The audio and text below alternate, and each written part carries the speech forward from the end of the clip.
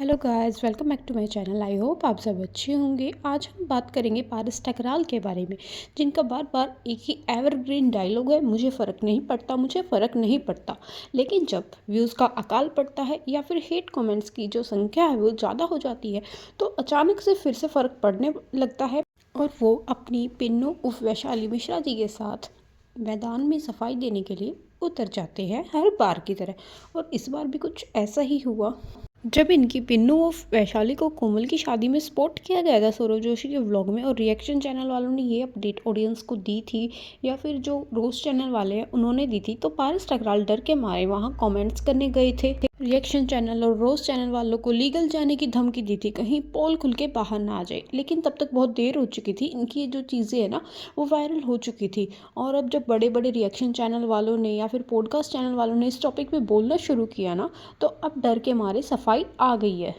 और सफाई में ये बोला गया है कि हमने तो पहले ही बता दिया था कि हम और जो पिन्नू जी है हमारी, वो किसी शादी में मिले थे रिलेटिव्स के थ्रू, और हाँ आई थी कोमल की शादी में। और जो चीज़ें और भी निकल के बाहर ना आ जाए, इसलिए पहले खुद से सफाई दे दी कि इवन जो पिन्नू जी हैं उसने मेरे साथ भी फ़ोटोज़ जो है क्लिक करवाई थी। तो अब ये चीज़ें इनके मुँह से निकल गई है।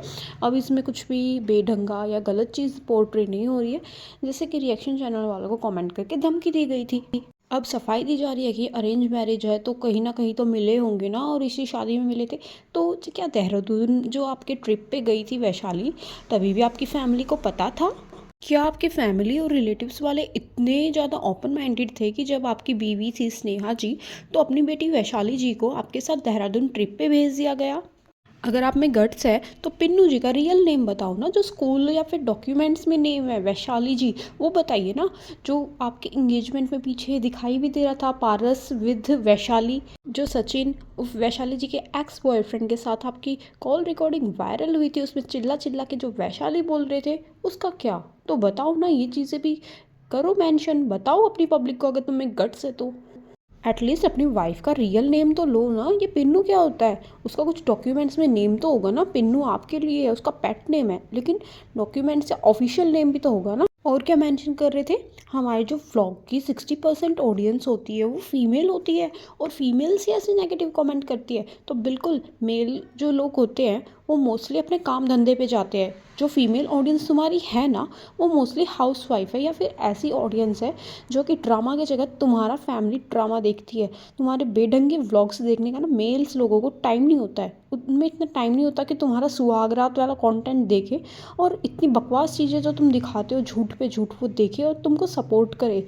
वो फीमेल्स ही देखती है क्योंकि वो फ्री होती है और अपना काम करके देखती है यूट्यूब पे कितनी गंदगी मच रही है, कौन कितना नीचे जा रहा है। तुम जैसे जो कार्टून है ना वो भी दुनिया में है, और फिर तुम्हारे जैसे कार्टून लोगों को, और जो कि सोशल मैसेज गलत देते हैं, झूठ पे झूठ दिखाते हैं ना, उनको वो फीमेल्स चटकानी गोली भी देती है, अच्छे से देना जानती है, भारतीय नारी है वो। और थोड़ा सोच समझ के करना। कभी ये जो 60% फीमेल की ऑडियंस है, ये तुमको बॉयकॉट कर दे तो तुम कहाँ जाओगे? सड़क पे आ जाओगे। फिर वही बेढंगा व्लॉग्स वाला, प्रैंक वाला कंटेंट लेके आना पड़ेगा, अपनी सुहागरात दिखानी पड़ेगी ताकि कुछ ले दे के व्यूज़ आ जाए। तो अभी तुमको थोड़ी बहुत इज्जत मिल रही है ना, तो उसकी कदर कर लो, फीमेल्स की कदर करो। खैर, फीमेल की कदर वो करेगा, मीन्स वो इंसान करता है जिसने अपनी वाइफ की कदर की हो। जिस इंसान ने अपने बच्चों की माँ को ये बोल दिया कि जो मेरा बेबी था वो तो प्लान था ही नहीं, वो तो गलती से हो गया था, जो अपने बच्चे को गलती बोल सकता है और अपनी वाइफ की जो इतनी मिट्टी सोशल मीडिया पे उड़ा सकता है, उसके जो नाम है उसको इतना ख़राब कर सकता है कि ये तो मेरे से शादी से पहले फिजिकल हो गई थी, उससे क्या ही उम्मीद करे कि हम वो फीमेल्स की इज्जत करेगा। तुम्हारी व्लॉग्स में तुमने बोलना है ना कि मुझे तो स्नेहा से शादी ही नहीं करनी थी, वो तो प्रेग्नेंट हो गई इसलिए गलती से मजबूरन करनी पड़ी। तो पारस ठकराल जी, ये जो आपकी चीज़ें आपने ही खुद बताई थी ना अपनी वीडियोस में, ये आपकी थिंकिंग बताती है। तुम किसी भी लड़की को गर्लफ्रेंड बना सकते हो, उसके साथ फिजिकल हो सकते हो, लेकिन तुम्हारा शादी करने का कोई भी इंटेंशन नहीं था। तो जो इंसान अपनी गर्लफ्रेंड की, अपनी एक्स वाइफ की, अपनी या फिर वाइफ थी जब तक तुम्हारी एक्स भी नहीं हुई थी, अपनी बच्चों की माँ की इज्जत नहीं कर सकता, वो किसकी करेगा? वो अदर फीमेल्स को ऐसे ही बोलेगा, तुमसे यही उम्मीद है। तुम वही हो ना जो बेढंगा या अश्लील कंटेंट दिखा के यूट्यूब पे फेमस हुआ था, और जिसको सिर्फ डॉलर से फ़र्क पड़ता था। तो अब मंथली डॉलर मिल रहे हैं ना, व्यूज़ तो आते हैं अच्छे खासे, तुम जो भी चीज़ें दिखाओ। तो अब क्या दिक्कत है? तुमको नाम या इज्जत से क्या फ़र्क पड़ता है जब तुमने पहले ही नहीं सोचा? तो अब तुमको टेंशन लेने की क्या ज़रूरत है। एक्सपोज होते रहो, लोग तुमको बजाते रहेंगे, तुम्हारे व्यूज़ आते रहेंगे। डॉलर कमाओ, हनीमून मनाओ, बार बार, एक बार, दो बार, चार बार, जितनी बार तुमसे पॉसिबल उतनी बार मनाओ। तुमको नाम, शोहरत और पैसा चाहिए था, वो मिल रही है। इज्जत चाहिए ही नहीं थी, तभी तो ये चीज़ें की थी ना यूट्यूब पे तुमने ही। तुम्हारा ही कंटेंट वो हुआ करता। तो अब तुमको व्यूज़, नाम, शोहरत सब मिल रही है। तो अब क्या प्रॉब्लम है, मुझे समझ में नहीं आती। क्यों फीमेल्स को भी टारगेट कर रहे हो। एक तो तुमको अच्छे खासे व्यूज़ देती है वो। या फिर अगर सफाई देने का इतना ही शौक है तो जो सचिन के साथ तुम्हारी कॉल रिकॉर्डिंग वायरल हुई थी, जो देहरादून जाते हुए वैशाली के साथ ट्रिप पे शादी से पहले तुम्हारी जो क्लिप्स वायरल हुई थी उनकी, और जो कि स्नेहा ने बातें बोली थी ना, उनकी भी सफाई दो, शुरू से एंड तक सबकी सफाई दो, तब मानेंगे तुम्हारी बातें हम।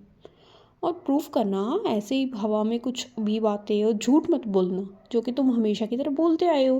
पिन्नो, टी से नाम हट। सो चूहे खाने के बाद बिल्ला हज को चला।